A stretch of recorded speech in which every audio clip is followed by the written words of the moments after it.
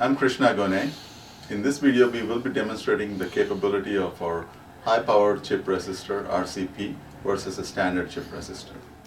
So in this demonstration, we have a test fixture with the two resistor types. On the left-hand side is the Vishay RCP thick film chip resistor, which is based on aluminum nitride substrate. On the right-hand side is a standard thick film chip resistor on alumina. So here's the setup for our demonstration. On the right-hand side are the power supplies, which is applying the power to both the chip resistors in the test fixture, which is on the left-hand side. The computer displays the parameters for both the chip resistors and also displays the delta shift in resistance with the applied power.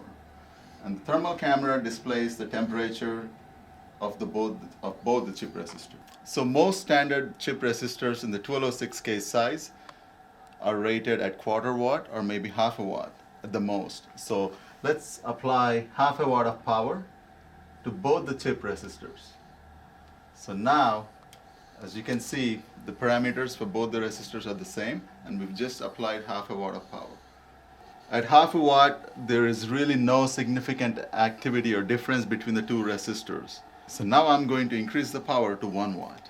1 watt of power is applied to both the chip resistors, not a significant difference between the two resistors. However, our RCP chip resistor is rated at 2.4 watts. So now we've been running this demonstration for about 2.5 minutes, and the difference between the RCP thick film chip resistor and the standard thick film chip resistor it's very small at this point. But over an extended period of test, the other resistor will eventually degrade and exceed the resistance tolerance limit, whereas our RCP resistor will still perform within the tolerance specifications. So I will be applying 3.5 watts of power, both the resistors. So after about 45 seconds, we're starting to see the standard chip resistor is beginning to drift away, whereas the RCP is still stable. So we're now at the 90 seconds test point, and as you can see, RCP resistor is still very stable and the other resistor is really starting to drift out. So now both the chip resistors have been at the 3.5 watts power levels for about 4 minutes now, and as you can see, the RCP is still very stable and the standard thick film chip resistor is really starting to drift away.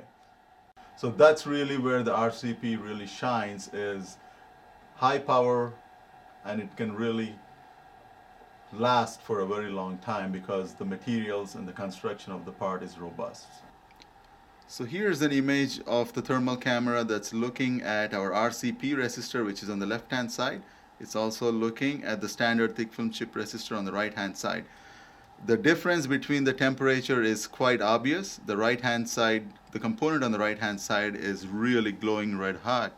So as you can see, the aluminum nitride based chip resistor is running a lot cooler at very high power levels.